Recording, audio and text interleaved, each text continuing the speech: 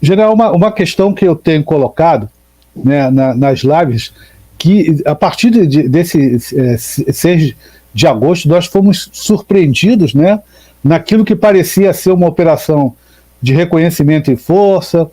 Aí depois o senhor nota que é uma força blindada, né? Aqui nós chamaríamos de MEC, né? Uma força mecanizada. Sim, mecanizada, sim. Mecanizada com algum blindado ali, de repente uma companhia de blindado para dar um push maior. E eles, geral, me chamou a atenção. Eu pensei assim, a gente está vendo uma FT mecanizada entrando estilo OTAN, entendendo? Só está faltando um bombardeio de cobertura. O que o senhor acha?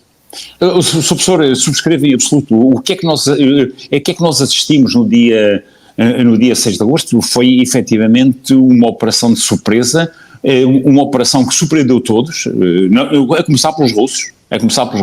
E porquê é que surpreendeu? Porque o terreno em Sumy, que fica a cerca de 30 km, 35 km da fronteira, o terreno adjacente é um terreno arborizado, densamente arborizado, com florestas, etc., onde é relativamente simples ocultar as viaturas. Sumy é uma cidade relevante que permite apoiar em termos logísticos e sustentar as forças, e a Ucrânia conseguiu, digamos, por uma capacidade de OPSEC, de segurança de operações, muito bem conduzida, ir reunindo forças. Também algumas delas reuniu-as mesmo ali na véspera. Há reportes dos comandantes e dos militares e até de militares combatentes que tiveram quase a informação que iam ser rendidos, né? Rendidos em termos de rendição de posições, não é?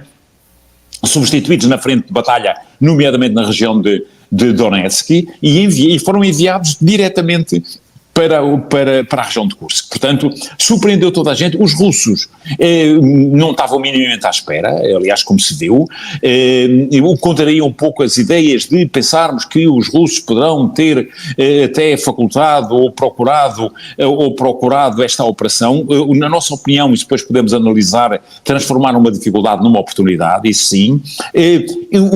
Esta operação teve um trabalho de informações subjacente muito bem feito, porque se olharmos para a frente de batalha entre o exército ucraniano e o exército russo, praticamente é toda aquela linha da frente que vem cá desde a foz do Dnieper até agora praticamente a Kharkiv, a região de Wolfshansk, etc. Sobrava ali muito pouco, era o Oblast de Sumy e o Oblast de Bryansk a norte.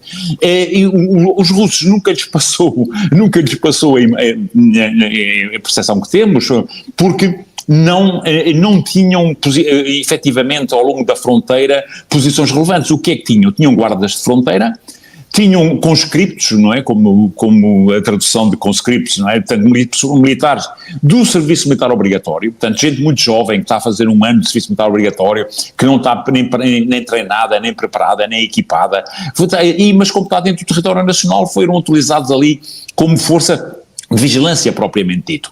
E o que é que a Ucrânia conseguiu?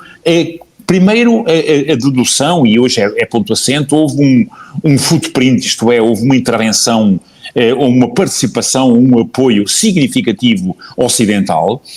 O material é todo ocidental. O professor falou e muito bem, foram forças blindadas médias. Isto é, se repararmos, o número de carros de combate é relativamente pequeno, na força que entrou, era fundamentalmente MRAPs, que é aquelas mine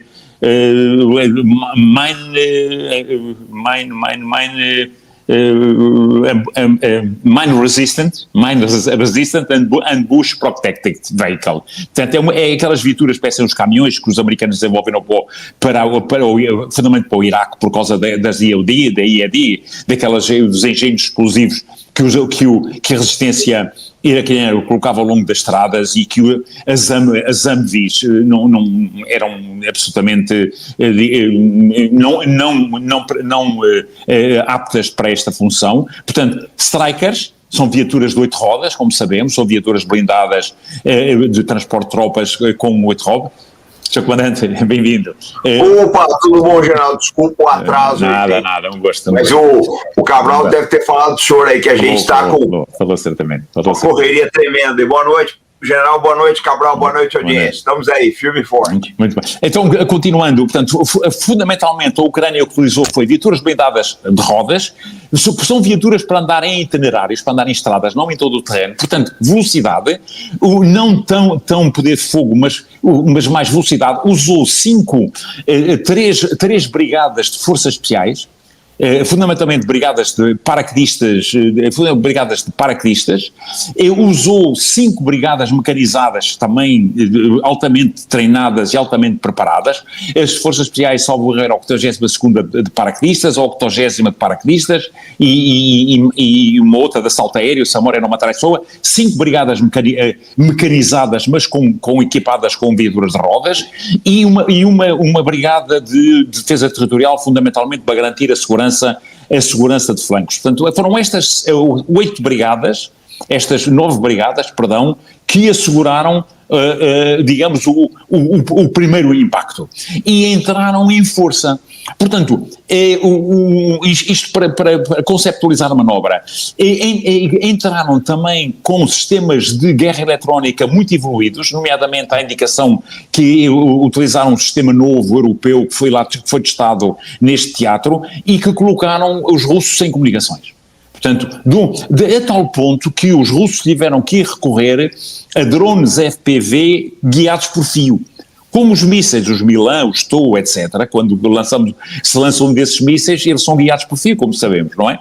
E utilizaram drones FPVs dos pequenos com uma bobina com até 10 km de fio, precisamente porque o espectro radioelétrico, portanto, o eletrónico, não é? O espectro estava de tal maneira, eletromagnético, obrigado, o espectro eletromagnético estava de tal maneira empastelado que os drones FPVs russos não funcionavam.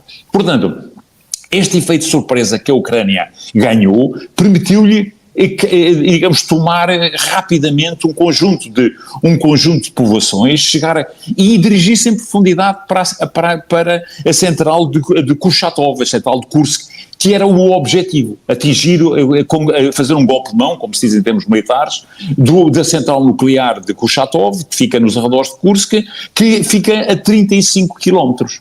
Ora, passado o período, esses 3 primeiros dias, com ritmos de progressão na casa de 1,5 km a 2 km por dia, permitiu à Ucrânia, e mais, não é? Permitiu à Ucrânia rapidamente desenvolver-se.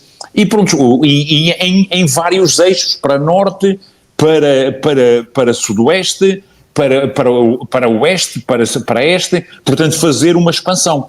Qual era o objetivo, digamos, político, na nossa opinião? Era militar, comecemos pelo militar. O objetivo militar ucraniano era tomar, e essa é a dedução que fazemos, e a grande parte dos analistas são dessa opinião, era tomar esta central. Uma central nuclear na mão da Ucrânia dá um poder negocial brutal, porque primeiro os russos não a podem atacar, porque se atacarem uma central nuclear, digamos, a pressão política internacional, digamos, seria absolutamente devastadora, não é? E se a imagem que a comunicação social ocidental coloca sobre o governo de Vladimir Putin já é má, nesse pressuposto seria muito pior. E depois permitiria, certamente, à Ucrânia ter uma moeda forte de troca, nomeadamente para se necessário, fazer uma troca ou uma permuta com a central de Energogar, a central de Zaporizhia. Esse era o grande objetivo. O objetivo militar era este, o objetivo político era o que acabamos de dizer, em sede internacional, no plano público. Isto implicaria uma ação comunicacional muito grande, porque não se iria falar em mais nada nos próximos tempos, e obrigaria os russos a sentar-se à mesa negocial numa posição de fraqueza, nomeadamente porque a Ucrânia tinha em sua posse uma central com essa natureza, que é uma central, se embora numa traiçoa, que tem 8 reatores. 2 deles dois são ainda iguais aos de Chernobyl, 2 estão desativados, 2 estavam em processo de phasing out, e outros 2 são já reatores novos. Portanto, é uma central imensa, muito grande, mas, digamos, o que é que terá corrido mal?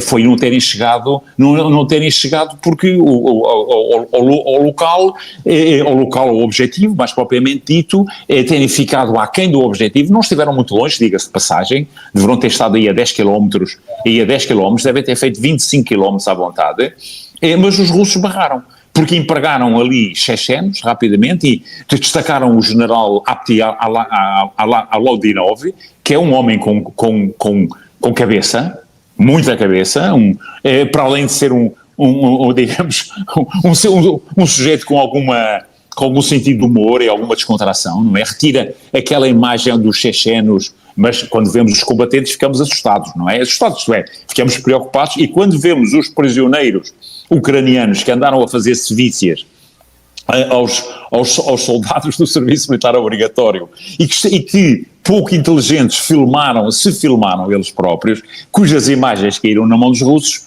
vemos um bocadinho a tremer quando um daqueles chechenos com 2 metros e com a barba assim a perguntar-lhes então como é que é, etc, não é? Mas pronto, é este o estado da arte. Neste momento, aquilo que as informações transmitem é que a ofensiva nesta zona parou, depois houve uma mudança sistemática de objetivos, e temos visto o presidente Zelensky, primeiro começou por dizer que era para pôr uma dificuldade à Rússia, para humilhar Putin, etc. Depois já era porque a intenção fundamental era criar condições para uma boa negociação. Depois já era para para pressionar os russos a retirar forças do Donbass.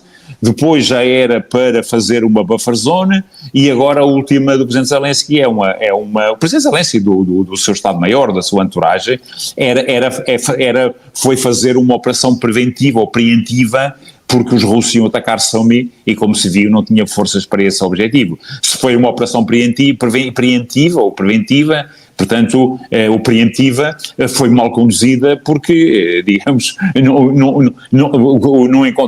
não havia forças ao longo da fronteira, nem forças concentradas em zonas de concentração para poder fazer um ataque.